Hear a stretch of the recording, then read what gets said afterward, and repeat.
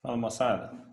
Bom, depois de muita gente aqui dos meninos me pedir para a gente gravar um conteúdo sobre esse assunto específico, eu resolvi gravar, tá? Hoje nós vamos abordar um tema relativamente polêmico aí no meio da equidicultura, que é o uso de silagem de milho na alimentação de equinos. E, na verdade, a gente não vai falar sobre o uso, a gente vai falar sobre os desafios de se usar silagem de milho na alimentação de equinos. Eu vou compartilhar minha tela aqui com vocês.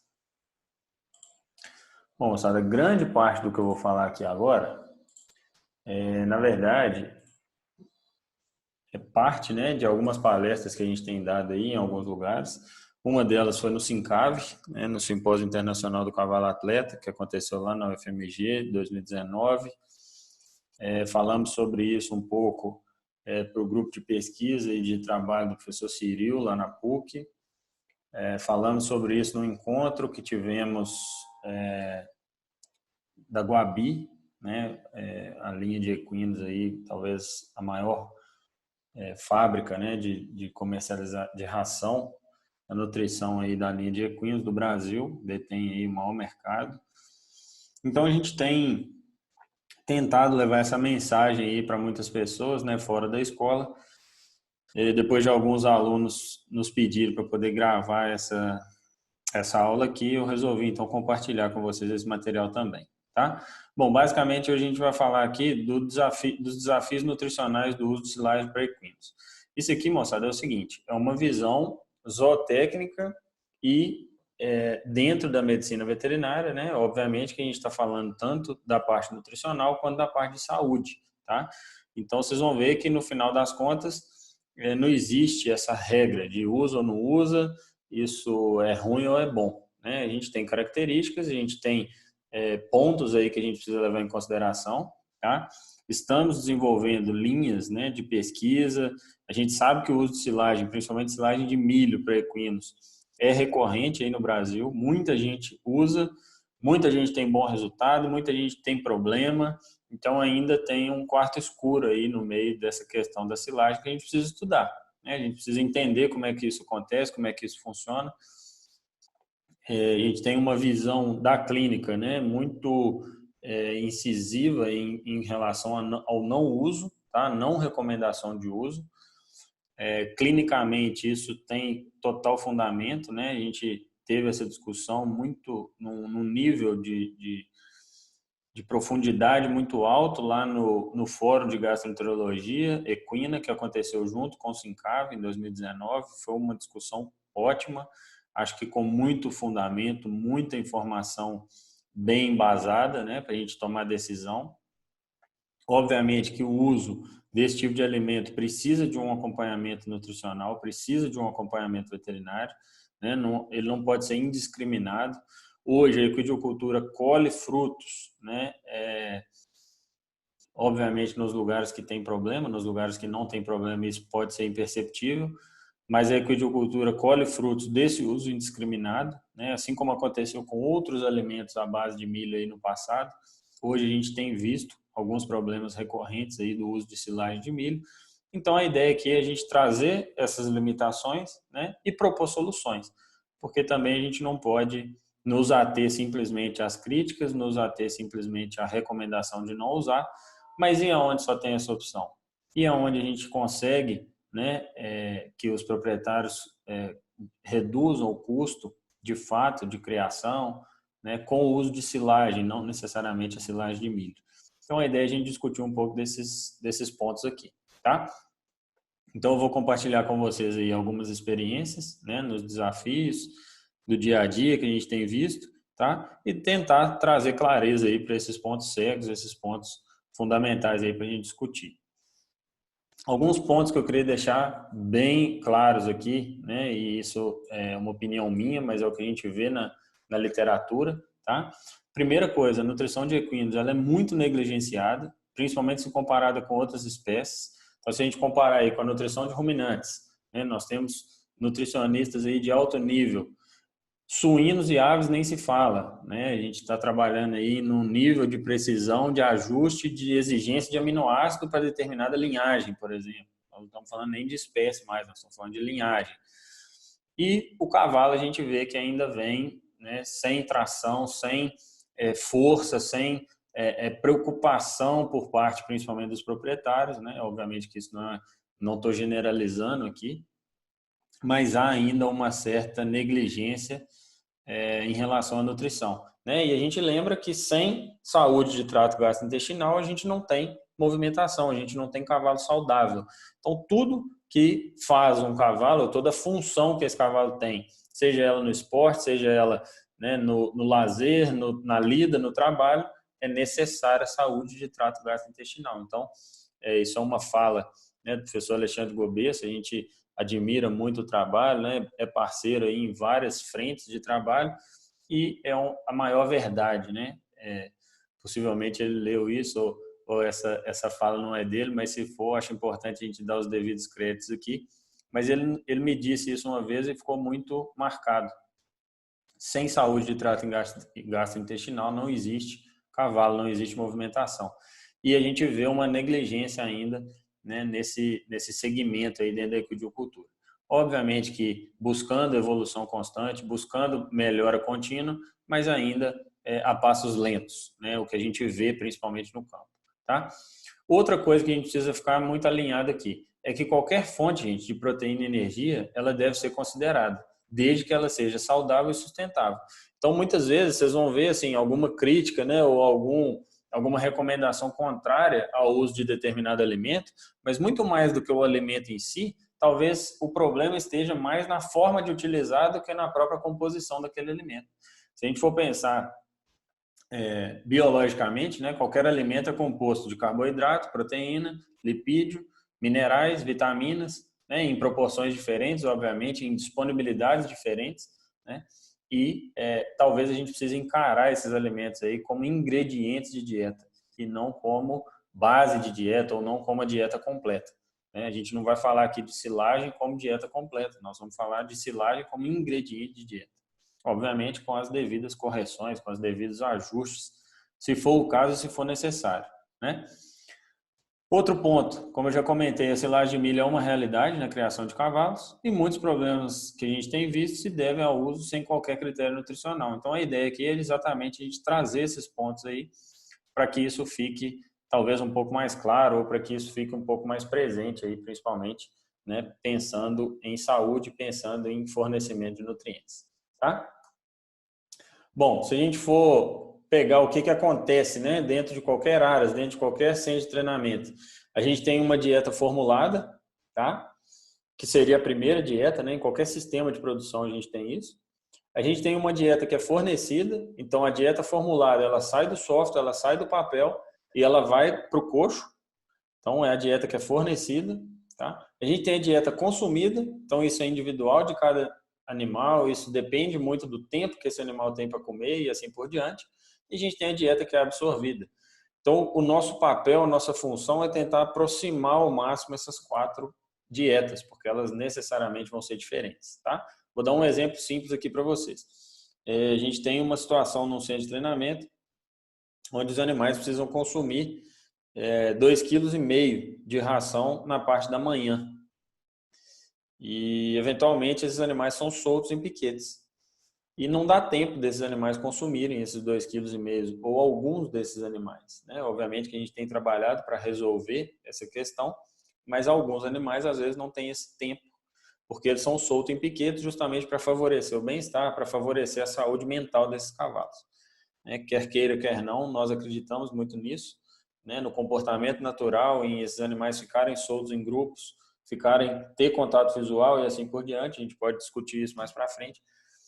Mas fato é que esses animais não estariam tendo, né, esse tempo suficiente. E quando eles voltavam, às vezes, do trabalho à tarde, tinha um pouquinho da ração da manhã e colocava-se mais o trato da tarde. E aí a gente começou a perceber que quando a gente achava que estava fracionando aquela quantidade de concentrado ali, na verdade não estava acontecendo na prática. Então tá aí um exemplo de dieta formulada, dieta fornecida, diferente da dieta consumida. E aí a gente começa a mapear esses pontos dentro do processo e começa a tentar entender como que a gente pode melhorar isso. Basicamente isso que a gente vai fazer quase que na maioria das vezes quando a gente está falando de manejo nutricional, tá? Bom, isso aqui é uma foto, né, de um aras de amigos, parceiros, onde a gente foi conhecer o manejo, foi passar um dia super agradável lá, e a gente se deparou aí com um lote de receptoras, basicamente na silagem de milho, né? Nessa situação, essas éguas comiam silagem de milho e uma raçãozinha concentrada por cima da silagem de milho. E aí, quando a gente foi investigar, né, algumas situações que estavam acontecendo lá, a gente começou a ver que essas éguas, essas receptoras estavam sendo expostas a um excesso de amido na dieta, né? E nós vamos discutir isso aqui, que esse talvez seja um dos maiores problemas, um dos maiores limitantes do uso de silagem de milho para equinos, tá? Lembro vocês, né, que essa fazenda, esse aras, produziu uma silagem de milho de hiper qualidade, né, que seria a silagem de milho desejada por qualquer produtor de leite, por exemplo, para o ruminante, né, mas para o cavalo ela tem características que não são tão desejáveis. E aí eu queria chamar a atenção o seguinte, para a gente ficar muito atento, gente, à definição de silagem, tá? Silagem, para a gente colocar todo mundo na mesma página aqui, é o material produzido pela fermentação controlada de uma forragem.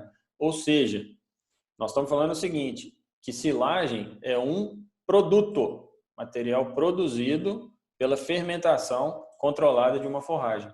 Ou também pode ser definido por forragem conservada por meio de fermentação ácido lática, ou seja, sob fermentação microbiana, bactérias anaeróbicas, né? Então, fermentação ácido lática sob ambiente de anaerobiose em locais denominados silos. Ou seja, a gente tem uma proliferação de bactérias desejáveis, as bactérias produtoras de ácido lático. Essas bactérias produzem ácido suficiente para resultar em diminuição do pH do meio. Esse pH fica tão baixo que ele não permite o crescimento de outros micro-organismos. Então, nós estamos falando aqui de silagem como um produto de um processo de conservação. Silagem não é tudo igual, né? Se eu estou ensilando um material ruim, eu vou ter uma silagem ruim. Se eu estou ensilando um material de boa qualidade, eu vou ter silagem de boa qualidade. Lembra vocês que o processo de ensilagem, ela não melhora o valor nutritivo de forragem nenhuma. Pelo contrário, ela tende a perder valor nutricional no processo. Então, eu quero que isso fique muito claro na cabeça suas. Silagem é apenas um produto de um processo. Tá? Silagem de milho é diferente de silagem de gramínea, que é diferente de silagem pré-secada, mas todas são feitas pela mesma premissa, pelo mesmo processo. Fermentação, ácido lático em ambiente anaeróbico. Tá? Então, por aí a gente já começa a separar algumas coisas, né? E não simplesmente entender que silagem é uma coisa ruim, que não pode ser usada e que a gente precisa bater em cima de não usar silagem. Tá? Não é bem assim que a coisa funciona, não. E, obviamente, que eu não estou chamando atenção aqui para incentivar o uso ou nada disso. Eu estou apenas trazendo fatos, conceitos, né, na literatura para que a gente possa discutir baseado em ciência. Aqui não, vocês vão ver ao longo aí do que a gente vai discutir que não vai ter muito eu acho ou eu acho aquilo. Né? Vai ter muita discussão em cima de dados, em cima de ciência. E aí aqui a gente começa a entender um pouco dessa questão do processamento. Tá? Bom, se a gente pegar aí as etapas, né, do processo de ensilagem, a gente começaria, né, no plantio, então escolha da gramínea, local e assim por diante.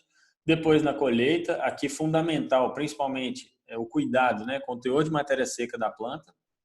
Então, o momento que essa planta vai ser colhida, tá? E a redução do tamanho de partícula. Como é que está o padrão de redução de tamanho de partícula? Como é que está o processo de picagem dessa forragem?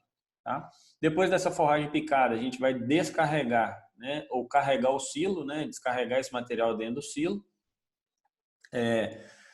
E aí a palavra de ordem aqui em todas essas etapas é a rapidez. Quanto mais rápido a gente conseguir fazer esse processo, melhor vai ser a conservação desse material, menos perda eu vou ter durante o processo. Tá?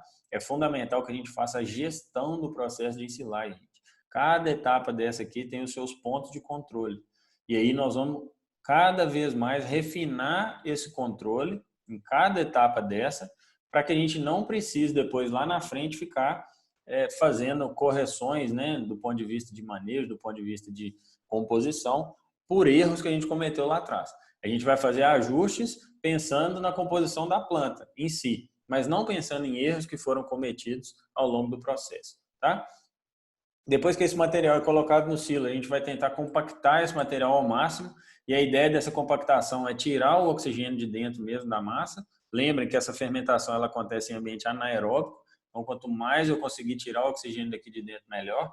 A gente tem várias recomendações aí de tempo de compactação, né? Isso é uma área de estudo extremamente profunda, extremamente detalhada, tá? A área de produção de silagem ela é um universo para a gente poder estudar. Depois que esse material é compactado, a gente vai vedar esse material, né? E aí tem vários materiais que a gente pode vedar.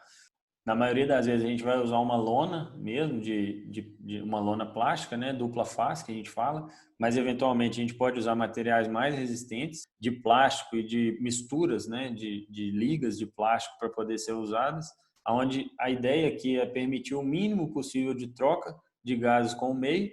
Então a gente precisa usar um material que vai se expandir menos, né? Por exemplo, quando tiver uma incidência de radiação solar, quando for exposto a uma quantidade de calor, por exemplo, esse material deve expandir pouco, né? Para poder permitir pouca troca gasosa. Para isso a gente trabalha com lonas aí de no mínimo 200 micras de espessura, que é suficiente para a gente reduzir essa troca, obviamente podendo ser mais eficiente em outros tipos de material, né?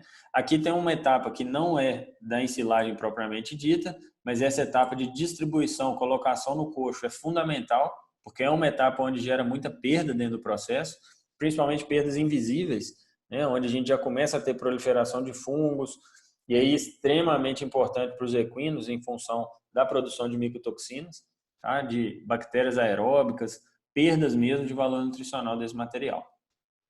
Não só valor nutricional, mas já podendo expor esses animais a algum tipo de risco, né, de intoxicação. Tá? Bom, como eu falei para vocês, né, a gente tem aí várias plantas, várias forrageiras que a gente pode usar para produzir silagem. A mais comum e mais utilizada é a silagem de milho. Tá? A gente vai discutir as limitações, aí, principalmente da silagem de milho. Hoje em dia, o pessoal tem usado silagem de sorgo para tratar de cavalo. A gente vai ver as limitações disso também. Tá? E aqui, principalmente, não só questão do amido, que vai ter, mas também um pouco, dependendo do cultivar que a gente estiver trabalhando, a questão do tanino no sorgo, tá? Atuando aí como um diminuidor, vamos dizer assim, de digestibilidade de proteína. Tá?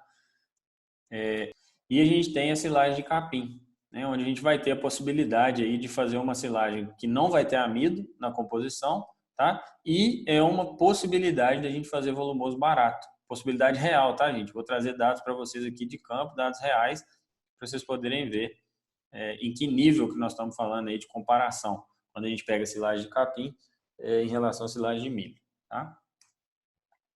E a gente tem também opções aí no mercado de silagem pré-secada, né? Seria um alimento aí intermediário entre uma silagem úmida, que a gente fala aí em torno de 35, 30% de matéria seca, e um feno com 85, 90% de matéria seca. Essa silagem pré-secada aí tem uma variação um pouco maior, mas ela vai ficar aí próximo de 45 a 65% de matéria seca. Então percebam que ela é um alimento que tem uma pré-murcha, ela tem uma pré-secagem, como o próprio nome já diz, mas ela também passa pelo processo de fermentação, ela também passa pelo processo de ensilagem. Então seria um meio termo aí entre o feno, que é totalmente seco, né, ou quase totalmente seco, desidratado, e a silagem da gramínea úmida mesmo. Então esse pré-secado aí fica no meio do caminho. Tá? Bom, agora nós vamos de fato abrir a caixa de ferramenta aqui e tentar entender, né, quais são as três principais limitações, vamos dizer assim, da gente usar silagem de milho. Tá? Por que a gente precisa de ter critério, né, e usar isso aqui com critério? Primeira coisa, e que mais assusta a maioria das pessoas, tá? São as contaminações indesejáveis. Aqui nós estamos falando principalmente de fungo, levedura, bactéria aeróbica, tá? E no caso de fungo, nós estamos falando de micotoxina, e aí nós vamos ver algumas coisas interessantes aqui. Em relação à composição química, nós também vamos ver o que é limitante, o que não é, o que precisa ser corrigido, o que não precisa ser corrigido, se é possível, se não é. Tá? E em relação ao custo, talvez seja o grande incentivador do pessoal usar silagem de milho na dieta de equino. E aí eu queria chamar a atenção também dos preços que estão sendo praticados no mercado. Se isso aqui faz sentido, né, da gente usar do ponto de vista de sistema. A gente precisa parar um pouco de pensar no custo do cavalo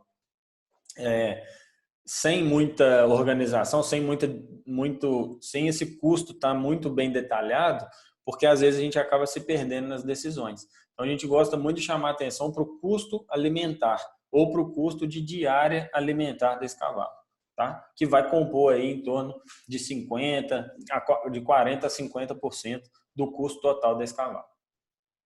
Primeira coisa, moçada, isso aqui são os dados que a gente mostrou lá no Sincave.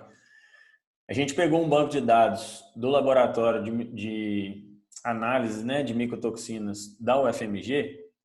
Agradeço aí a professora Kelly, né, cedeu esses dados para a gente. A professora Kelly foi minha co-orientada no mestrado. Então, agradeço a ela por ter cedido esses dados para a gente trabalhar esses dados para aquele evento, né, do Sincave. Mas esses dados são muito interessantes. Embora a gente tenha o dado final até 2018, eles mostram para a gente algumas coisas interessantes. Então aqui, ó, nós temos o número de amostras de silagem de milho, e aqui a gente isolou, né, só a silagem de milho, enviadas ao FMG de 2014 a 2018. A gente tem um número relativamente grande aí de amostra para poder conversar sobre isso aqui. E aí o que a gente vê? Que de 2014 para 2018, a gente teve um aumento significativo no número de amostras que foram enviadas, né? O que mostra aí, de certa forma, um aumento na preocupação, né, das pessoas em relação à segurança, vamos dizer assim, sanitária, microbiológica desses alimentos, tá? Aqui não necessariamente todas essas amostras eram consumidas por cavalos, né, mas aqui a ideia é a gente analisar a silagem de milho primeiro. E aí o que a gente tem, então, um aumento no número de amostras enviadas e alguns picos, né, em relação aos meses do ano. E aí aqui, na maioria das vezes, o que a gente tem é essas amostras sendo enviadas, possivelmente porque essas pessoas, né, esses proprietários ou esses técnicos tiveram algum problema com essa silagem e resolveram analisar essas silagens.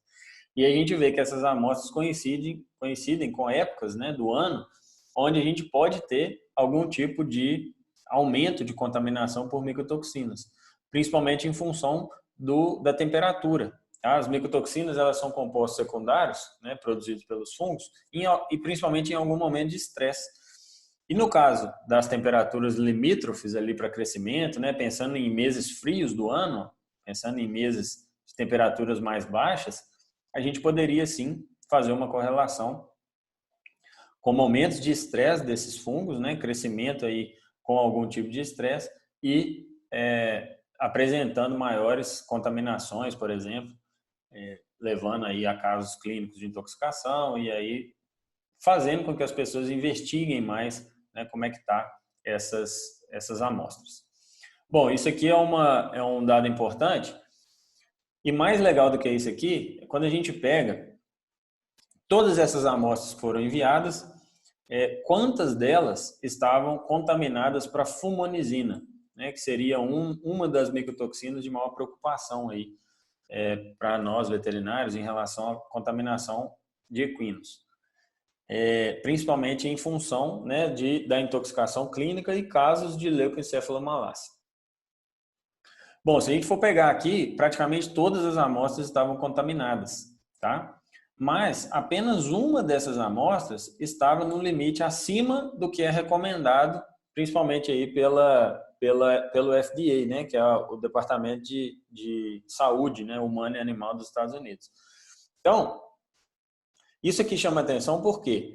Porque embora, né, apenas uma estivesse acima do limite, todas elas estavam contaminadas.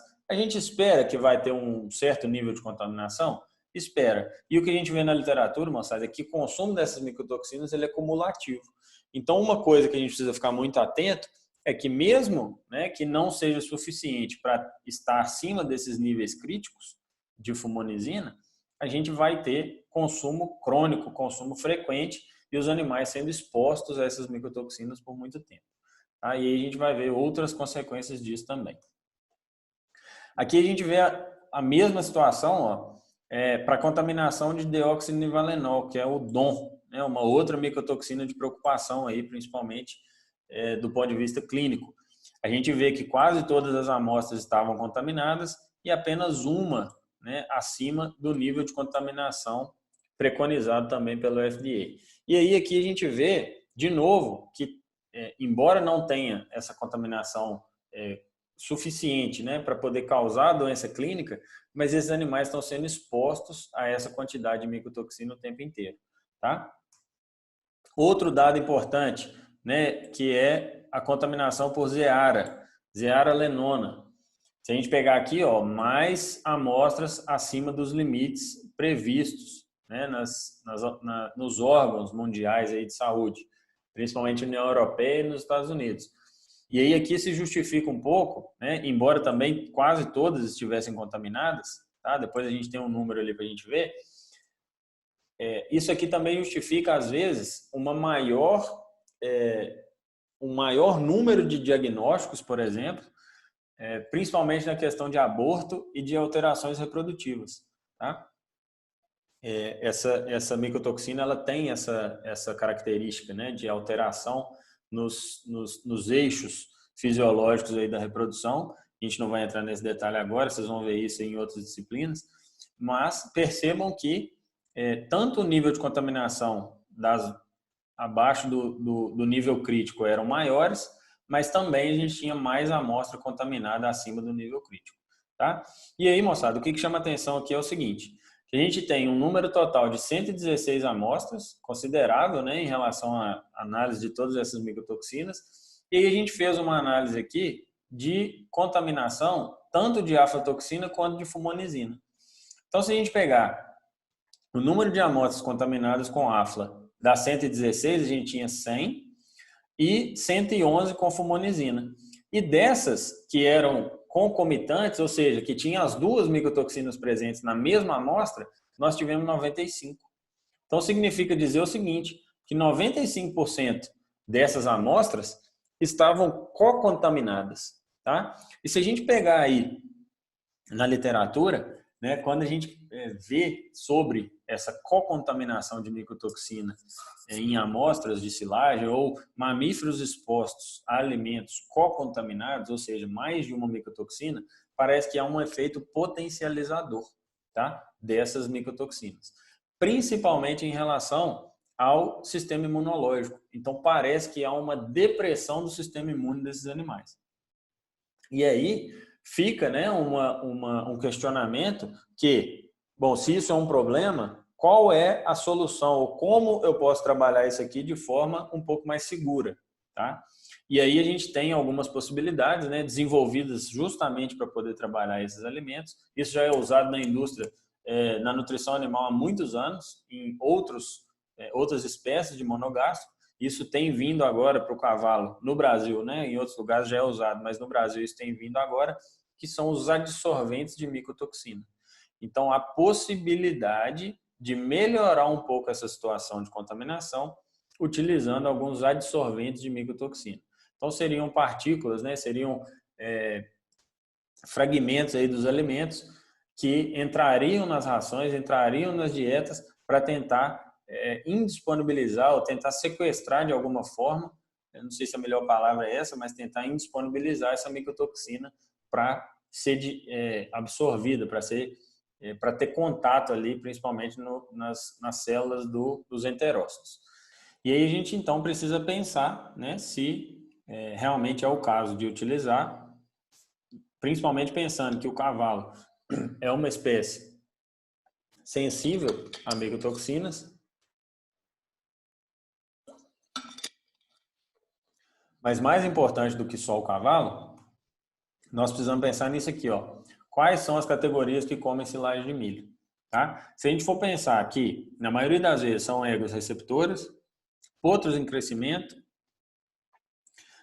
cavalos, né, de cavalgada, de usuários, mais de final de semana, que trabalham menos, tá? E em alguns casos até atletas.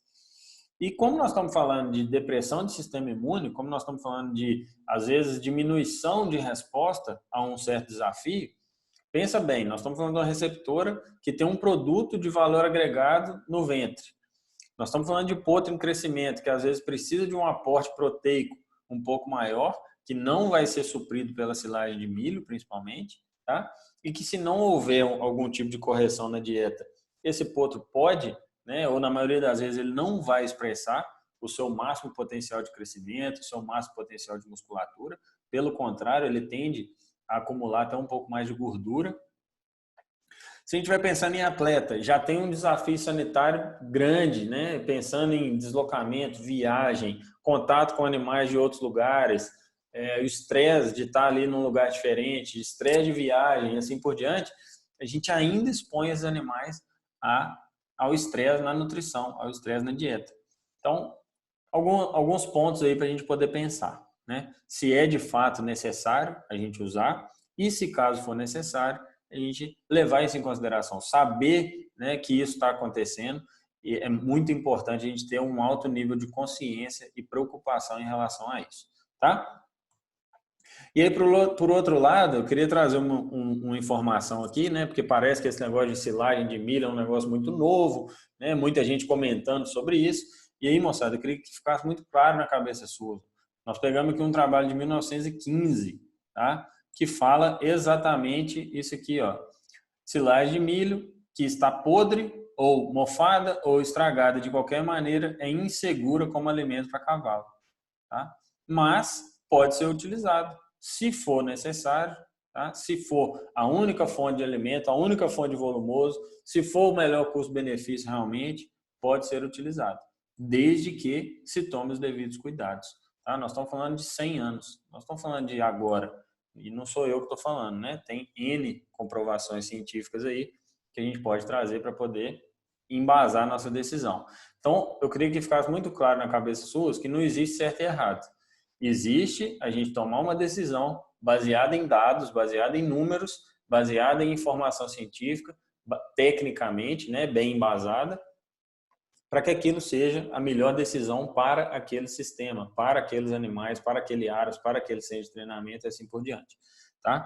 Não existe a gente simplesmente fechar o olho e falar que isso é bom, que isso é ruim. Obviamente que a gente tem muito mais pontos de limitação, muito mais pontos negativos do que pontos positivos, tá? Principalmente, né, e uma coisa que dificulta muito a nossa interpretação em relação a isso é que tem muita gente que usa no campo e que esses problemas são imperceptíveis. E aí muitas vezes a gente vai ver a silagem de milho, ela tem pouco amido, é uma silagem que às vezes está bem conservada, tá? Então lembrem que silagem não é tudo igual. A gente precisa estar muito atento para isso. Obviamente que a gente não consegue zerar esse problema da micotoxina, tá? Mas uma das soluções que a gente tem é trabalhar com os adsorventes de micotoxina. Obviamente, se isso for possível e se assim for, né, de desejo aí do corpo técnico, vamos dizer assim, que está acompanhando aqueles animais, tá? Não recomendo para ninguém fazer esse uso sem um acompanhamento técnico. Então, nós como técnicos, né, vocês como futuros veterinários, a gente precisa estar muito atento a isso, tá? Isso, principalmente para quem quer trabalhar com cavalo aí, vocês vão ver muita coisa, vão ouvir muita coisa, busquem o ajuste na ciência, busquem a comprovação, né, busquem o subsídio científico aí para poder tomar decisões, tá? Bom, passando um pouco para essa parte de composição química, né, o que a gente tem em relação a isso? Eu fiz um apanhado aqui na literatura, né, uma média de composição química, porque, como eu disse, todo alimento pode ser fracionado, né, basicamente nesses itens aqui, tá? Então, nós estamos falando de quantidade de água, né, que tem num alimento na matéria natural. Então, a gente separa água e matéria seca. Da matéria seca, a gente separa matéria mineral e matéria orgânica. Na matéria orgânica, a gente separa carboidrato, proteína, lipídio, vitaminas, tá? Então, todo alimento tem isso. Agora, em qual quantidade, em qual disponibilidade é que é a questão. Então, eu trouxe aqui um compilado. Isso aqui são dados bem robustos, tá? A gente pegou aí, não vou lembrar de cabeça, mas eu peguei mais de 200 ou 300 trabalhos aqui, né? Só na base de dados aí do Sequebal, da UFV, a gente tem aí pelo menos umas 400 análises de silagem de milho, né? Se a gente for fragmentando lá pelo que a gente quer, a gente acaba chegando num número aí próximo a 200. Pegamos alguns trabalhos aí um pouco mais antigos, né, com híbridos um pouco mais antigos. Pegamos trabalhos aí do nosso grupo de pesquisa, publicados, principalmente que trouxeram aí composições, né, diferentes, tanto de silagem de milho quanto de silagem de sorgo, tá? E silagem de gramíneas também, a gente trouxe esses dados. E aí aqui o exemplo é o capim-elefante, mas fica nessa média aqui para quase todas as outras gramíneas tropicais. Bom, se a gente pegar os teores de matéria seca, né, as silagens de milho e de sorgo tendem a ser um pouco maiores do que as silagens de capim. Inclusive, é uma das limitações da gente fazer silagem de capim, tá? O teor de umidade, principalmente. Os teores de proteína não vão variar muito. Lembrem que isso, como um volumoso, não é uma boa fonte de proteína, tá? A gente não avalia se uma silagem é boa, se ela é ruim pelo teor de proteína bruta. Silagem é fonte de carboidrato, é fonte de energia na dieta, tá? A gente vai ver isso também com mais detalhes. Os teores de fibra, né, na silagem de milho tendem a ser um pouco menores do que na silagem de sorgo e silagem de capim, justamente porque essa silagem de milho tem mais amido, né, comparando aí com as outras. Lembrem, moçada, que esse aqui é um universo de 100%.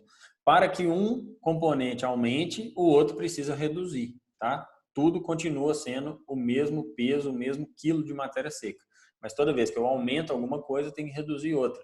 E se eu tenho um teor de fibra um pouco mais baixo, necessariamente eu tenho outros componentes que estão um pouco maiores. Obviamente que nós estamos comparando dois aqui, né? Então, se eu tenho fibra mais alta em um, podem procurar que vai ter algum outro componente que é mais baixo. Nesse caso aqui, a gente tem menos amido, né, e menos proteína, por exemplo, no caso do sorgo e do capim-elefante. Tá? Aí a gente pega as composições do ponto de vista de fermentação, tá? Do perfil não o perfil, mas as características fermentativas, de qualidade dessas silagens. E aí a gente pega aqui, ó, quantidade de nitrogênio amoniacal em relação ao nitrogênio total. Isso aqui a gente quer considerar, vamos pegar aí umas indicações da literatura, sem levar em consideração o aumento de digestibilidade do amido, são tópicos aí um pouco mais profundos para a gente poder discutir para frente, mas a gente quer um limite próximo aí de 10% de nitrogênio na matéria seca.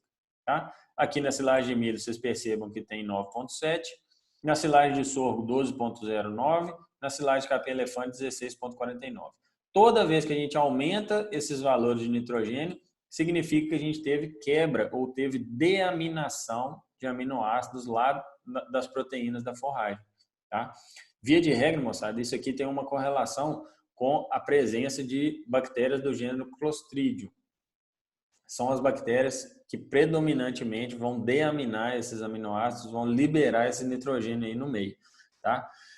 Isso também tem uma correlação, né? Lembra que isso aqui é produto, então é consequência de como aconteceu aquela fermentação. Tá? Tem também uma certa relação com os teores de ácido butírico presentes na silagem.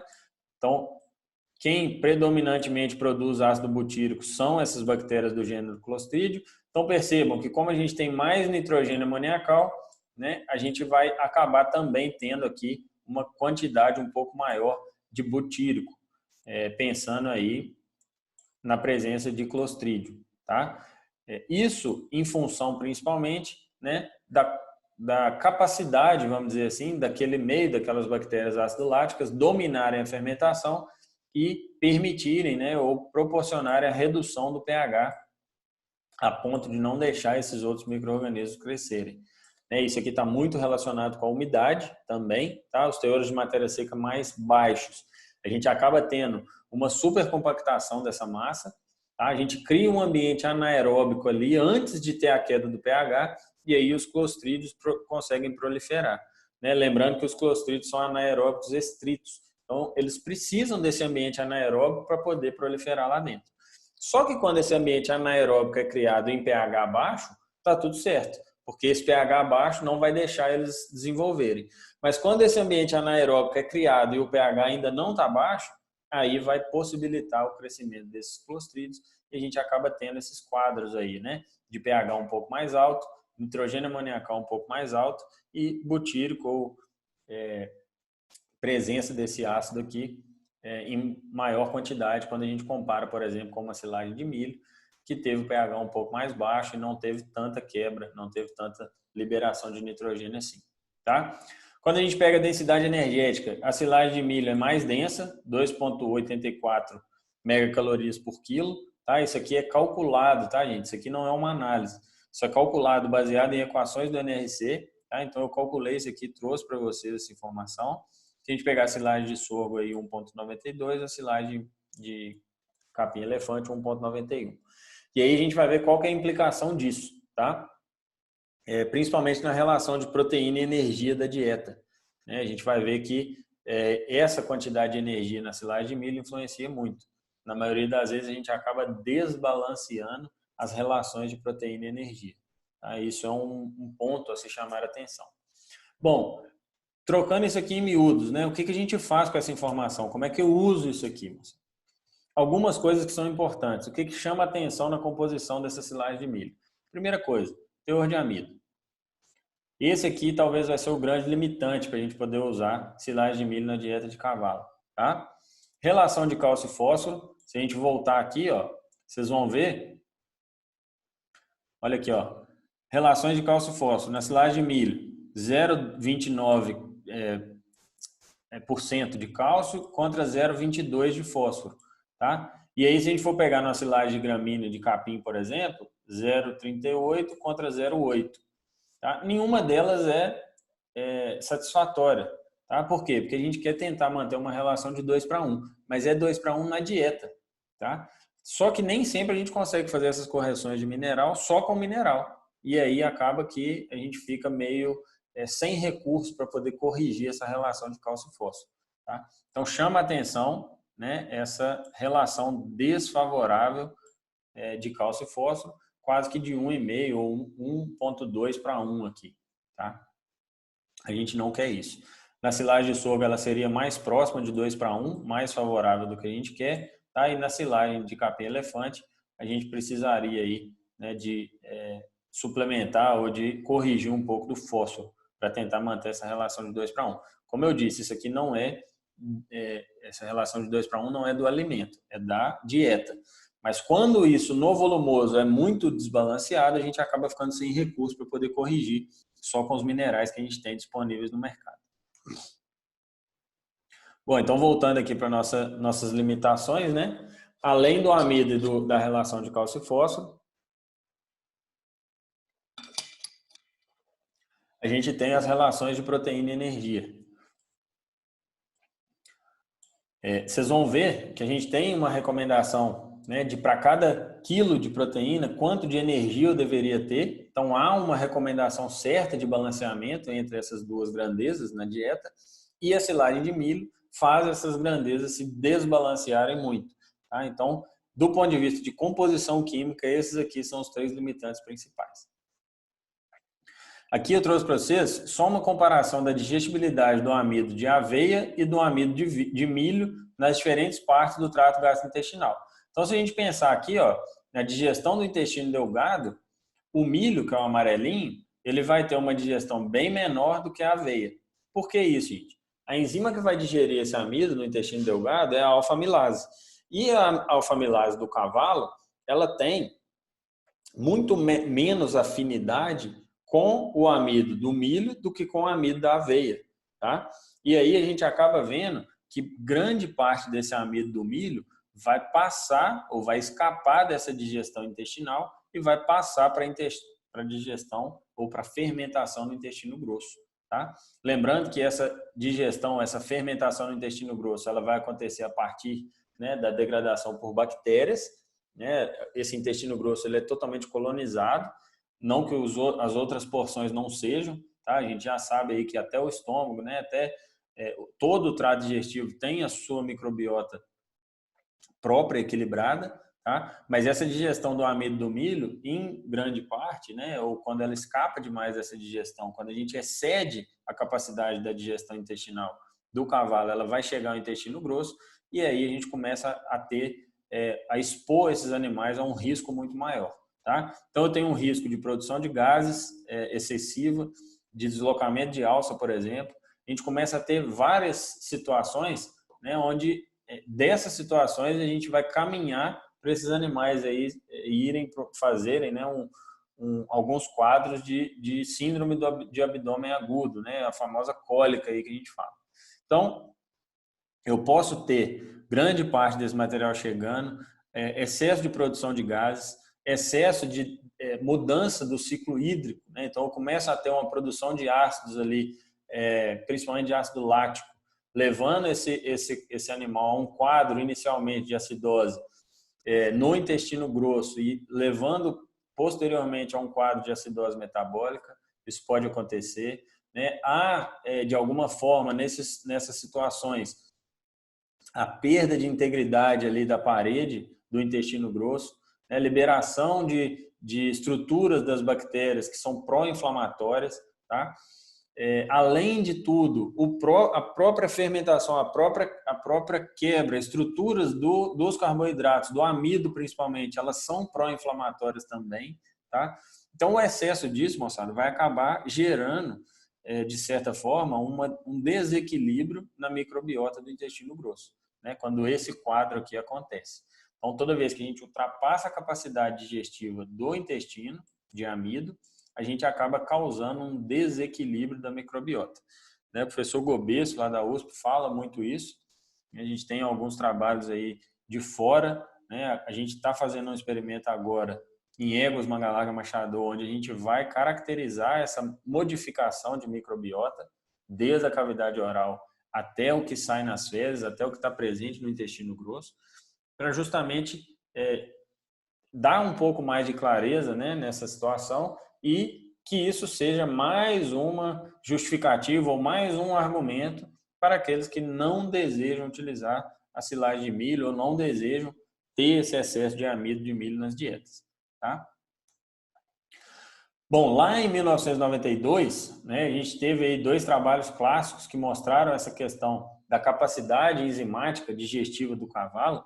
A gente sabe, né, que quando a gente vai aumentando gradualmente a quantidade de amido na dieta, esses cavalos aumentam a capacidade de digestão desse amido, né, enzimática mesmo. Então, parece que há uma dose-resposta, vamos dizer assim, na quantidade de amido e na quantidade de enzima, até um certo limite, tá?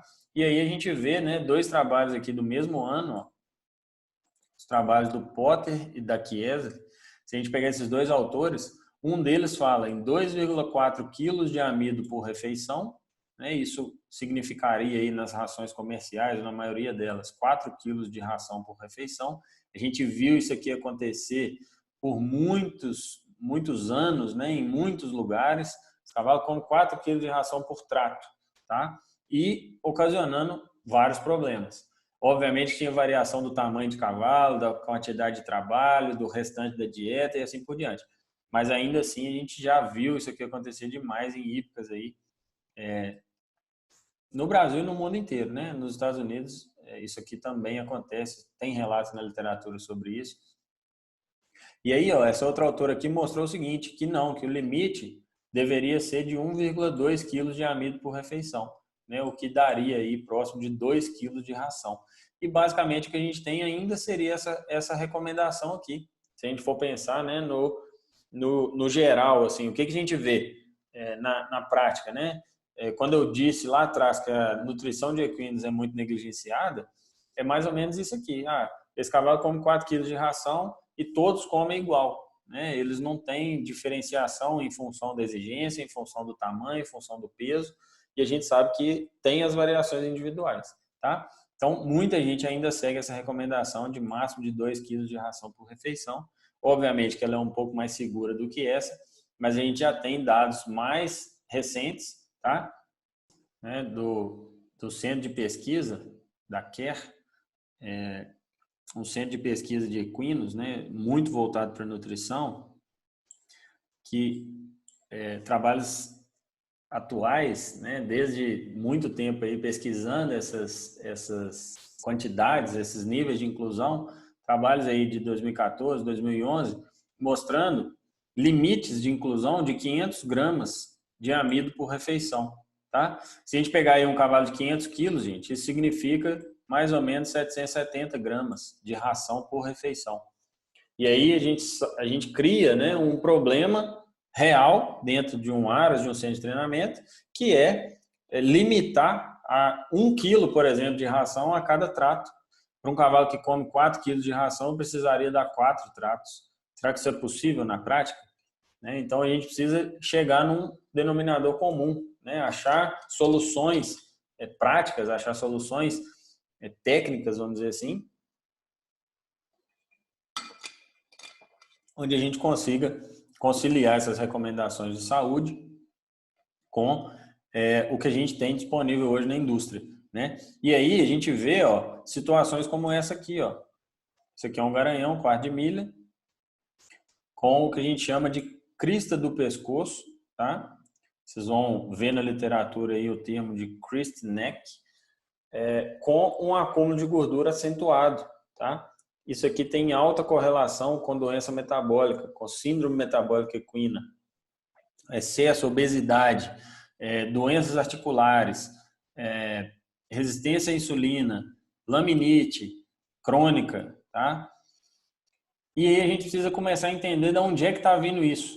Primeiro, que a gente já tem uma cultura de exagerar um pouco no concentrado, né? Às vezes, cavalos que não precisam comer aquela quantidade de ração, mas comem. E além disso, a gente ainda está aumentando, né, o risco, a exposição desses animais a mais energia ainda na dieta. Então não tem para onde correr. Esse excesso de energia ele vai virar gordura, né? A forma de armazenar excessos, né, nos mamíferos, nos animais, por meio de gordura. Então, uma coisa que a gente tem que estar atento, e aí aqui também entra um pouco da predisposição genética, né, de raças de origem ibérica, principalmente. Parece que há uma predisposição no DNA mesmo, uma resposta que quando esses animais estão expostos a dietas hipercalóricas, eles têm maior capacidade de conversão, maior capacidade de ganho. Tá? Obviamente que não são todas as raças, mas se a gente pegar aí o quarto de milha, o mangalarga machador, a gente vai ter essa característica. Tá? É muito fácil esses animais ganharem peso e ficarem obesos. E isso certamente está relacionado, né? É uma das origens, vamos dizer assim, dos problemas consequentes dessa obesidade. Assim como acontece nos humanos, acontece muito semelhante nos cavalos.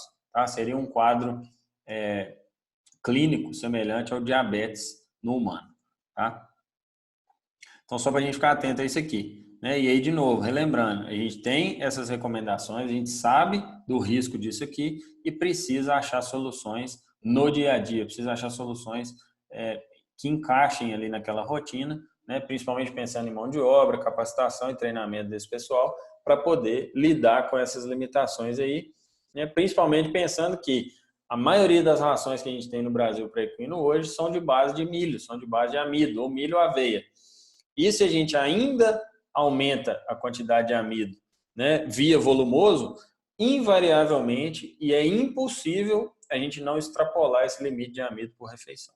Tá? Pensando principalmente que a silagem vai ficar no coxo ali o dia inteiro, né, ou grande parte do dia, ainda vai vir o trato de ração fracionado ou não, tá?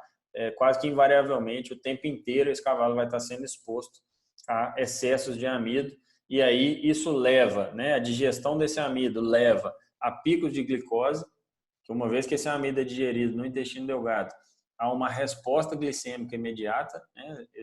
Esse amido vai ser quebrado, vai ser absorvido na forma de glicose. Essa glicose aumentada, ela gera uma resposta de insulina fisiológica, tá? E quando isso acontece de forma frequente, a gente acaba criando, né, um cenário, criando um quadro de fadiga do pâncreas. Chega um momento que esse pâncreas não consegue mais responder a essa quantidade essa quantidade de glicose circulante e ele literalmente ele cansa de produzir insulina, tá? No diabetes no humano, o que o humano faz? Começa a aplicar insulina exógena, né? Vocês já devem ter visto aí ou conhecem alguém que passa por essa situação, que precisa aplicar insulina exógena, no caso da diabetes. No caso do cavalo, a gente precisa tentar, né, de alguma forma, trabalhar muito a questão de exercício e repensar as dietas. E aí eu estou falando repensar não só os animais que apresentam doença clínica, tá? Mas aqueles que estão submetidos ao mesmo manejo daquele que apresentou a doença clínica.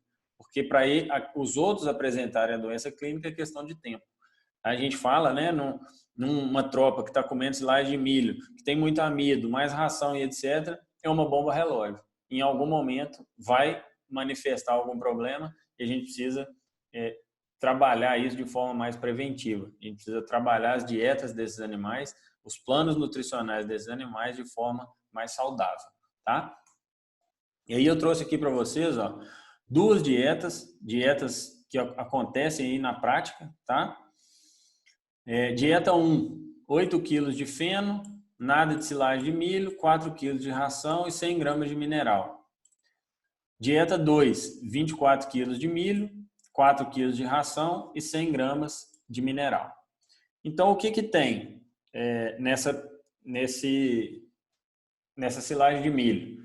Em 24 quilos, né, nós estamos falando aí de uma silagem com 30% de matéria seca. Então, aqui nós estamos falando de 8 quilos de matéria seca, tá? Esses 8 quilos de matéria seca, pensando aí em 25% mais ou menos de amido na matéria seca dessa silagem, nós estamos falando aí de 2 quilos mais ou menos de amido, só da silagem de milho, tá? E essa ração aqui vai ter mais ou menos 1,82 quilos de amido na composição dela. Se eu somar esses dois caras aqui, ó, invariavelmente a gente pode ser o mais fracionado possível. A gente vai extrapolar o limite de amido por refeição desses cavalos, tá? Obviamente dentro de um operacional viável, né? Não estou falando aí de fracionar em 10 tratos. Claro que não. Né? Pensando aí em 3, 4 tratos, que seria o mais comum da gente pensar, a gente estaria extrapolando o limite de amido desses animais por refeição. Tá? Quando a gente trabalha em dietas que são só de gramínea, aqui o exemplo foi o feno, mas poderia ser uma silagem de capim, por exemplo, que não tem amido, vocês viram na composição lá atrás, né? A gente tem o amido apenas da ração. Então, a preocupação de fracionamento, ela passa a ser só da ração e não mais da ração e do volumoso. Tá? Isso tem que ficar muito claro para vocês. Se a gente pegar aqui do ponto de vista de exigência, ó, vamos pegar aqui uma dieta de silagem de milho. Tá? Então, eu tenho silagem, o que essa silagem supre de exigência e qual que é a diferença entre o que ela supre e a exigência do cavalo. Então, se eu pegar aqui ó, um cavalo comendo, aqui a gente considerou 7 quilos de matéria seca de consumo, tá? Esse cavalo come 19,8 quilos de energia digestível, 507 gramas de proteína, 29 gramas de cálcio e 22 gramas de fósforo. A exigência dele é de 16,7, tá? Nós estamos falando de um cavalo em manutenção. De proteína é 630, de cálcio é 30,5 e de fósforo é 23,15. Então perceba o seguinte, sobrou 3 megacalorias e faltou 123 gramas de proteína. Ou seja, eu já tenho um desbalanço aqui em relação à exigência desses animais de energia e proteína. Tá? No cálcio aqui faltou 30 gramas e aqui no caso faltou 3 gramas e 6 gramas. Com uma relação de cálcio e fósforo aqui de 1,3. Tá? Muito longe do desejável que a gente quer de 2 para 1.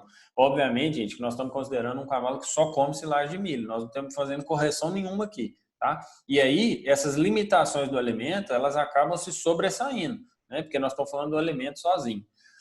Ao passo que se eu pegar um feno, né, que é muito mais natural para o cavalo foi selecionado milhares de anos comendo forragem, simplesmente forragem, olha só, a gente tem 16,7 megacalorias fornecidas, 828 gramas de proteína, 47 gramas de cálcio e 28 gramas de fósforo.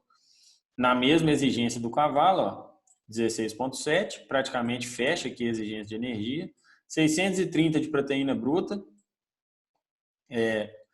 se considerar aí vai sobrar 150 gramas mais ou menos, né? 180 gramas, 190 gramas, o que não é problema, porque esse excesso de proteína ele entra, né, no metabolismo como um todo, principalmente como fonte de energia também. Tá? Em determinadas situações a gente até faz as dietas sobrando um pouquinho de proteína mesmo. Relações de cálcio e fósforo, tá? Além de suprir as demandas, diferente da silagem de milho, a gente fica com uma relação na dieta aí de 1,7. Mesmo que esteja passando um pouquinho, a gente acaba tendo a relação aqui muito mais favorável, tá? Então, basicamente, o que a gente está vendo aqui é o seguinte, quando um cavalo está exposto a comer forragem, né, ela pode ser até um pouco de pior qualidade, pensando aí nas questões de proteína, energia, etc., na maioria das vezes esse cavalo compensa no consumo, É muito mais natural para o cavalo comer esse tipo de forragem do que comer silagem de milho, principalmente em função dessa questão da proteína, da energia e da exposição ao risco quando a gente fala do amido, tá? Guardem esses valores aqui porque eles vão ser importantes. Além dessa questão, então, que a gente viu do amido, da relação de cálcio e fósforo, a gente tem relação de proteína e energia. O que o NRC fala para a gente? Que para cada 1 megacaloria de energia na dieta, eu deveria manter uma proporção em torno de 37 gramas de proteína bruta. Tá? Se a gente for pegar aí na composição de uma silagem de milho, por exemplo, a gente vai ter para cada 1 megacaloria 25 gramas de proteína bruta. Ou seja, percebam que eu tenho menos proteína para cada megacaloria. Né? Na verdade, não é isso, é porque a silagem é um alimento energético. Então, a relação de proteína e energia vai ser desbalanceada mesmo. Tá? E aí a gente precisa, obviamente, né, quando é possível e se for possível, fazer essa correção com concentrados proteicos, tá? Tentando ajustar um pouco essa proteína. É possível? É possível. Tá? Devemos olhar para isso aí na hora de formular ou de fazer uma dieta para cavalo com silagem de milho como ingrediente, né, na composição dessa dieta. Moçada, o que chama atenção na silagem de capim? Tá? Primeira coisa, primeira limitação, teor de matéria seca, baixa quantidade de carboidratos solúveis, né? Porque lembra o seguinte, que para a bactéria crescer lá dentro do silo, ela precisa de carboidrato. Esse vai ser o principal substrato para ela produzir ácido lático, né? E fazer uma fermentação boa. E outra limitação, vocês viram lá, é que ela tem baixa energia. Então, ela é um alimento de densidade energética baixa. Às vezes, a gente precisa de um pouco mais de energia no volumoso. Tá? Então, o que a gente pode fazer para poder melhorar um pouco essa questão? Né? Isso aqui a gente tem feito no campo com uma alta taxa de sucesso, é acrescentar polpa cítrica na silagem de capim. Qual que é a premissa? Qual que é o conceito aqui? Colocar um alimento que tenha fonte de carboidrato, né, de CNF, carboidrato não fibroso, que é pectina, tá? Essa pectina, ela é fibra solúvel de alta digestibilidade, ela é muito semelhante à composição da polpa de beterraba, por exemplo. Qual que é o grande problema da gente usar a polpa cítrica na ração dos cavalos? Tem um componente na polpa cítrica que chama limoneto. E esse componente que dá esse sabor, essa sensação cítrica do alimento, ela causa um pouco de recusa no coxo. Tá? Mas quando a gente coloca na silagem e esse alimento acaba meio que dissolvendo lá dentro, ela perde essa capacidade aí de recusa, de repulsa. E aí acaba se tornando um alimento extremamente interessante. Por quê? Porque a gente tira amido, só que a gente coloca fonte de carboidrato não fibroso, de alta digestibilidade e que vai produzir, ao invés de glicose, vai produzir acetato na sua fermentação. Então, a gente melhora o ambiente de intestino grosso, a gente melhora, inclusive, a digestibilidade da fibra, sem colocar amido na dieta, no volumoso do cavalo. Tá? Então, eu posso conseguir formular uma dieta com rações comerciais sem extrapolar os limites de amido. Isso é fundamental quando a gente pensa em saúde. Tá? Além disso, gente, essa polpa vai corrigir a principal limitação de silagem de gramínea, que é o teor de matéria seca baixo. Então, quando a gente tem um alimento muito úmido, eu preciso trabalhar com o que a gente chama de aditivo absorvente, ou seja, um aditivo que vai trazer, vai sequestrar um pouco dessa água. Tá? E aí a gente tem as quantidades certinhas que a gente vai colocar. Quanto de polpa cítrica eu vou colocar para quanto de capim? Pensando em chegar no teor de matéria seca próximo de 30%, 35%. E aí eu chego na matéria seca da silagem de milho, chego na matéria seca ideal para a gente poder ensilar, que é dentro dessa faixa, tá? Tiro o amido do volumoso, que é um grande problema, e a polpa cítrica é rica em cálcio. Então a gente acaba resolvendo um pouco dessa questão da relação de cálcio e fósforo, tá? Então, ao invés de a gente produzir silagem de milho, vamos começar a produzir silagem de gramínea, silagem de capim. Tá? Pensando em produtividade, vamos fazer silagem de capim elefante. Talvez seja um das plantas que a gente tem aí para esse fim, que aguenta corte, aguenta esse manejo de ensilagem com maiores produtividades. Tá? Só que vamos colocar um aditivo que é interessante de ser usado na dieta de equino. Outro aditivo muito interessante que a gente já usou e já viu bons resultados, casquinha de soja.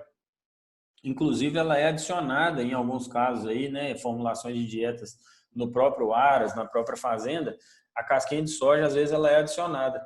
Então, se a gente colocar ela como aditivo dentro da silagem de gramínea, também fica uma silagem de muito boa qualidade, tá? Por que a gente não prefere não colocar o fubá? Ele vai absorver água, vai aumentar o teor de matéria seca, mas ele vai fornecer menos substrato do que a polpa cítrica, porque o amido do fubá ele é menos fermentado dentro do silo do que a pectina pelas bactérias, tá? São cadeias de carbono diferentes, né? Embora todos sejam polissacarídeos, a gente vai ter são carboidratos complexos, eles vão ter ligações diferentes que vão fazer essa polpa ser mais fermentada dentro do silo. Então a gente vai ter mais substrato para as bactérias, tá? E se eu colocar fubá, eu estou voltando na questão de colocar amido no volumoso. E aí não faz sentido, né? A gente acaba perdendo um pouco desse benefício de tirar o amido do volumoso. Então trabalhem com silagem de capim com polpa cítrica, tá? A gente tem feito isso. E uma coisa aqui para ficar atento, a época de corte do capim. Se a gente esperar passar demais, essas estruturas do capim ficam muito ruins, muito lignificadas, e aí a gente começa a ter problemas de cólica, tá? De compactação principalmente. Então, trabalhem em alturas de corte até no máximo 1,60 m, 1,5 m, se a gente quiser garantir que a gente está cortando um alimento de ótima qualidade, fibra de boa digestibilidade, e acrescentem os aditivos. Tá? Ainda assim, é possível que fique uma silagem mais barata do que a silagem de milho e muito mais saudável do ponto de vista da fisiologia da digestão do cavalo. Então, o que a gente quer é diminuir risco, tá? Principalmente pensando em saúde e melhoria de ambiente de intestino grosso. Tá? Essa polpa, essa pectina, ela não vai ser digerida no intestino delgado. Tá? Basicamente, esse volumoso, do jeito que nós estamos falando aqui, ele vai ser digerido só no intestino grosso, mas ele vai dar condições, né, para manter um equilíbrio ali de flora e, inclusive, até aumentando a digestibilidade da fibra, porque a gente dá mais substrato para os micro-organismos, permitindo, então, um maior número de micro-organismos, permitindo uma dinâmica, né, de fermentação ali da fibra um pouco melhor. A gente não tem trabalhos disso ainda, né? Tem alguns experimentos que a gente tem feito aqui, ainda não com digestibilidade. A gente primeiro fez os experimentos com perda no processo de ensilagem, agora estamos trabalhando com consumo e em breve a gente deve partir aí para as etapas de digestibilidade. Mas o que a gente tem visto de resultados dos indicadores, né, de campo, o que a gente tem de score de condição corporal, o que a gente tem de indicadores de saúde em geral, a gente tem gostado muito do resultado que a gente tem visto. E aí uma outra questão, né, que a gente precisa comentar aqui, a gente falou lá atrás, uma das categorias que mais come silagem são as receptoras e as gestantes. E aí eu queria chamar a atenção para esse fato aqui. Ó. Tem um trabalho aqui de 2016 falando o seguinte, a partir do 105º dia, então com 105 dias de gestação, a gente já tem formação de grupos musculares que vão ser, né, o que vão dar origem ou que são semelhantes ao de um cavalo adulto. Então, moçada, a formação do potro, a formação do atleta principalmente, ela começa lá na formação do feto. Se a gente não preocupar com a suplementação da tropa, né, e aí aqui a gente está pensando em soluções, em possibilidades, se a gente não pensar nisso, a gente acaba talvez, né, não permitindo que esses animais tenham o seu máximo potencial no esporte ou na carreira aí de atletas, tá? Uma coisa importante, né, se a gente pensar aí nos momentos críticos nutricionais de éguas gestantes, o que a gente tem?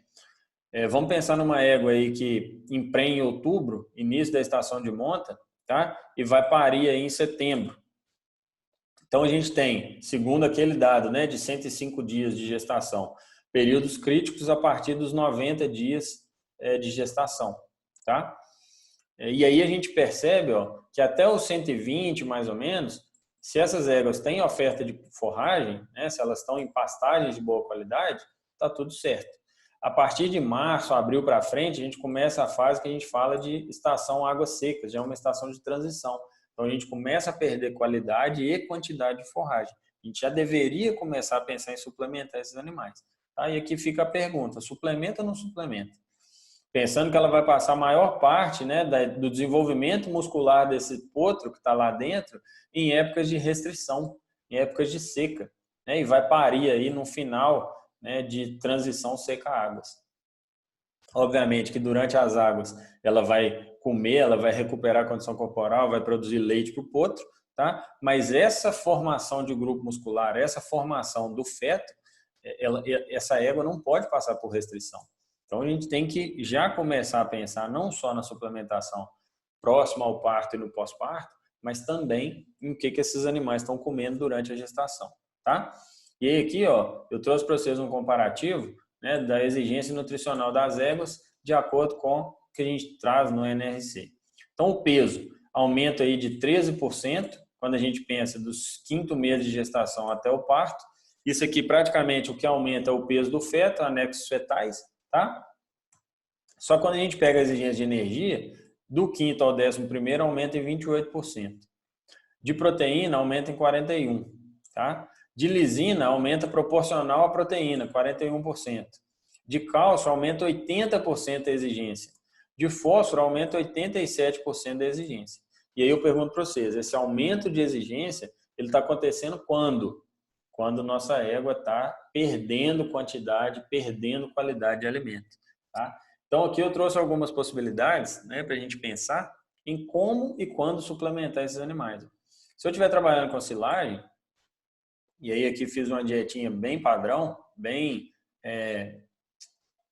sem muito nível de aprofundamento, sem muito nível de precisão, só para a gente fazer uma conta rápida, tá? Se eu estiver trabalhando aí, nós estamos falando de silagem de capim já, tá? Nessa época de seca-águas, 15 quilos de silagem por dia, sem comer ração ainda, né? Nós estamos pensando numa égua que está vazia, que vai emprenhar agora, mas que está numa condição corporal boa, tá? E aí ela vem nas águas só comendo pasto, depois ela entra numa transição de águas secas, no primeiro mês comendo 15 dias de silagem e 1 quilo de ração, para corrigir um pouco dessa composição, principalmente de proteína da silagem, tá? Pensando que aqui não tem amido, tá? Não tem excesso de energia. Depois a gente entra num mês mais crítico, e nos meses mais críticos essa égua comendo 24 quilos de silagem e 2 quilos de ração, e nesse período todo comendo 80 gramas de mineral. O custo por dia, né, gira em torno aí de 20 centavos, pensando só no mineral, não considerando aqui adubação de pasto, nem nada disso, tá? Poderia ser considerado tranquilamente, de 20 centavos por dia, até no máximo de 5,26. Se eu pensar no custo animal mês, eu tenho esses dados, né, variando aí de R$ 6,00 até R$ 157,80 no mês mais caro. Então eu teria aí a suplementação custando em média R$ 1.197 por égua por ano, tá? E aí, moçada, a pergunta aqui é o seguinte: mas minhas receptoras não valem às vezes nem isso, né? Só que nós não estamos pensando na receptora. Lembra do desenvolvimento fetal? Nós estamos pensando no produto que está dentro dela. Se esse produto que está dentro dela não vale esse investimento, vocês vão me desculpar, mas ele não deveria nem estar dentro de uma receptora. Ele nem deveria ser um embrião, tá? Então a gente tem que começar a pensar muito em manter a condição corporal boa dessas receptoras ao longo da gestação, ao longo do ano, e mesmo no pós-parto, porque é muito mais barato eu manter essa receptora numa condição boa do que eu deixar ela perder demais condição corporal e depois querer recuperar ela, que na maioria das vezes é o que a gente vê que acontece, tá? Bom, e aí a gente entra então num tema, né? Eu acho que numa parte bem legal, que é o custo. Por que a silagem de milho tem sido tão utilizada? Por que tem sido tem se dado tanta importância para se usar a silagem de milho nas dietas? Será que ela é tão mais barata assim, igual nós estamos pensando?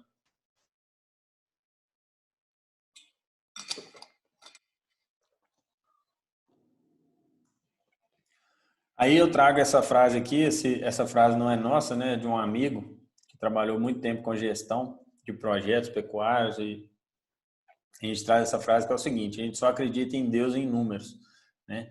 E aí eu trouxe alguns números aqui para a gente poder discutir.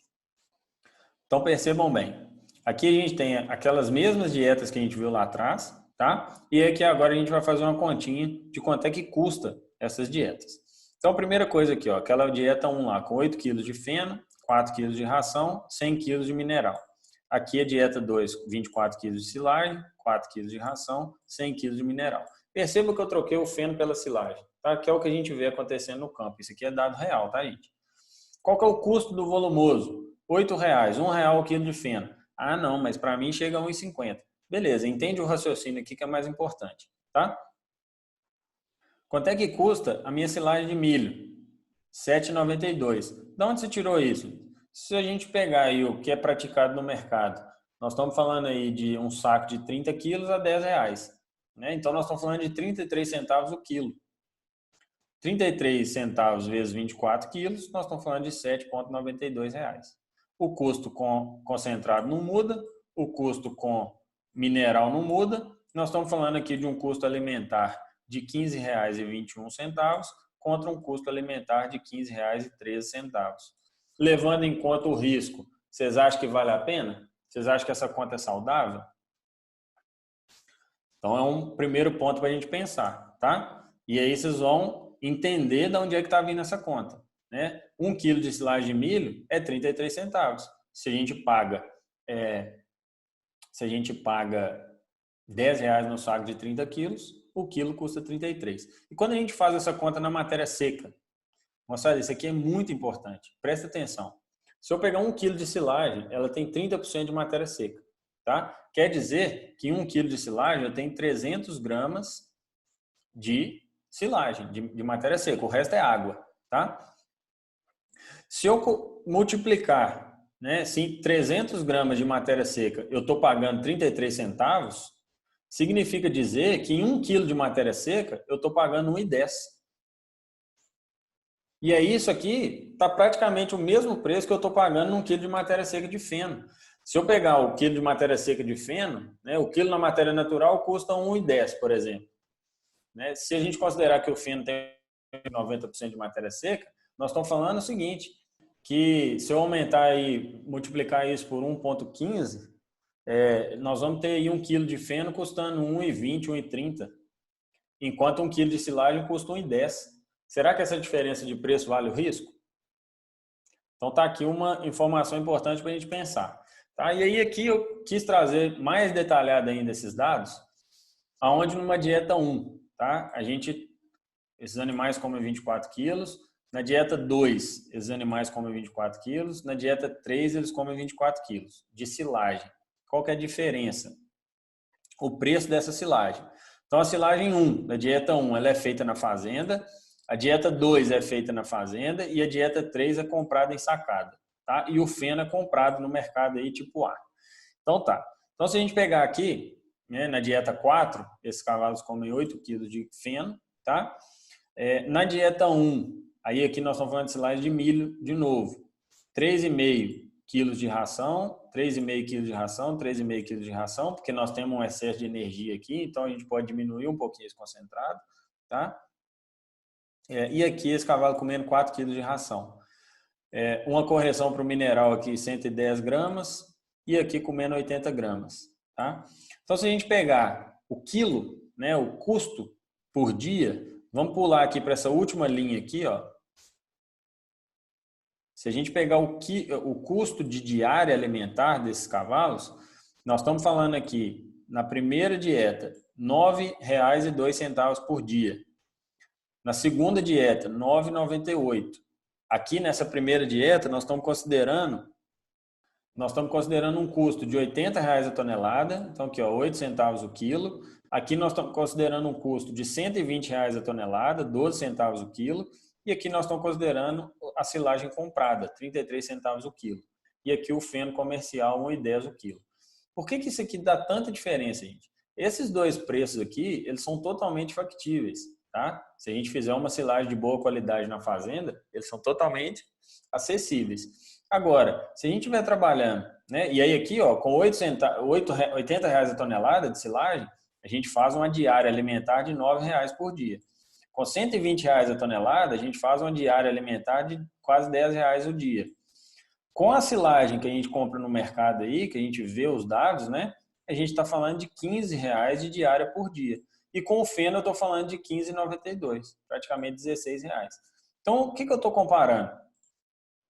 Eu estou comparando uma diferença de 6% em relação à dieta com feno, ou eu estou falando de uma silagem que é 76% mais barata, ou de uma dieta que é 76% mais barata.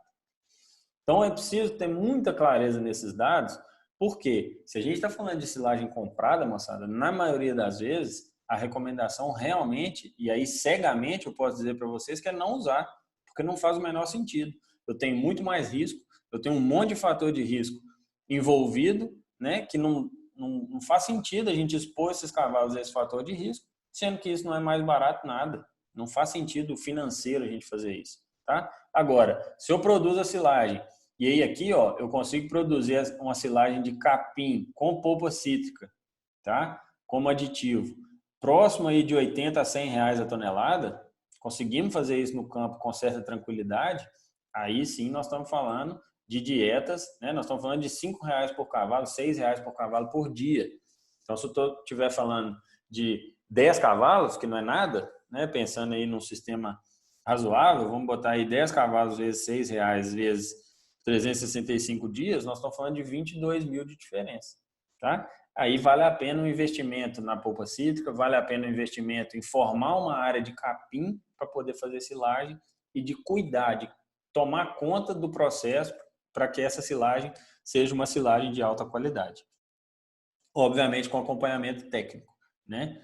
A gente não vai fazer isso sem critério, sem um acompanhamento nutricional de forma nenhuma, né? Visando sempre saúde e suprimento de nutrientes de forma suficiente para fechar a exigência desses animais. Claro que se a gente estiver falando de atleta, a gente manter animais em alta performance nesse tipo de dieta é muito mais difícil, tá? Mas é possível. Embora a gente ainda, né, prefira trabalhar com forragem conservada por desidratação, que é o caso do feno, tá? Principalmente em atletas de alta performance. Agora, para outras categorias, dá para a gente usar a silagem de capim sem amido, sem excesso de energia, com correção de mineral, com correção de proteína e utilizando, na maioria das vezes, sempre que for possível, os adsorventes de micotoxina.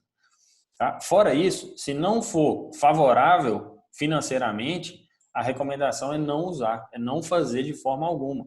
Porque a gente já viu que a gente expõe esses animais ao risco, tá? E aí, nós estamos falando inclusive da silagem de capim. Tem gente hoje que está comercializando a silagem de capim no preço de silagem de milho, às vezes, ou de silagem cara, tá? Justamente com, às vezes, uma premissa de que não, é um alimento de melhor qualidade, etc., mas fica muito caro, e não faz sentido usar o capim, a silagem, faz mais sentido usar o feno, tá? Porque os custos começam a se equiparar. Lembrem sempre que vocês têm que fazer a conta para os clientes de vocês ou nos cavalos de vocês, vocês têm que fazer a conta do custo da matéria seca. Lembra que a silagem tem 30% de matéria seca e um feno, por exemplo, vai ter 80%, 90% de matéria seca. Beleza? E aí, para a gente finalizar, ó, a gente precisa criar método, né? Gerar inteligência dentro do ARAS, dentro do centro de treinamento, levantar números, tomar decisões baseadas em cima desses números, tá? Definir as metas, lembrando que meta não é teto, né? Meta é um norte para a gente poder seguir e mensurar os resultados. A gente tem que monitorar os animais, monitorar, né, os indicadores que a gente escolher ali como indicadores-chave, a gente tem que monitorar eles frequentemente, interpretar o número e conseguir tomar uma decisão baseada naquilo. Não adianta nada a gente mensurar, a gente monitorar e não fazer nada com aquele número. Isso aqui é fundamental, tá? Então, o que a gente precisa? Né? Vocês, principalmente, aí, como futuros colegas, vão trabalhar nessa área. Usar os fundamentos nutricionais para garantir um suprimento adequado de nutriente, então a gente comentou, é suprir a exigência nutricional, né? Independente da categoria que a gente está falando, pode ser potro, pode ser atleta, pode ser égua, pode ser cavalo de cavalgada, o que for, sempre prezando pela saúde do trato gastrointestinal e pelo equilíbrio dos indicadores zootécnicos e, quando pertinente, os indicadores financeiros, né, do sistema de criação e produção de equinos. Então, moçada, se nós estamos falando que nós vamos usar um alimento, por exemplo, como uma silagem de milho, que reduz as chances, né, ou expõe esses animais a riscos de perda de indicador de saúde, né, presença de doença clínica, não faz o menor sentido a gente usar. Tá? Mas se a gente está falando de silagem de gramínea, de silagem sem amido, de silagem acrescida de fibra solúvel, de alta digestibilidade, aí a gente já começa a pegar um caminho um pouco mais natural para o cavalo, um pouco melhor do ponto de vista de saúde, de trato gastrointestinal, né? Pensando na fisiologia da digestão, pensando na produção daquele alimento e, obviamente, cuidando das etapas de produção, né? Cuidando para que essa silagem seja uma silagem de boa qualidade e fazendo as devidas correções aí ao longo do tempo, ao longo da utilização, ao longo do que os indicadores forem mostrando para a gente que são necessários. Né? Não adianta a gente simplesmente fechar o olho e falar assim, eu vou fazer isso aqui porque vai dar certo, e não necessariamente isso vai acontecer.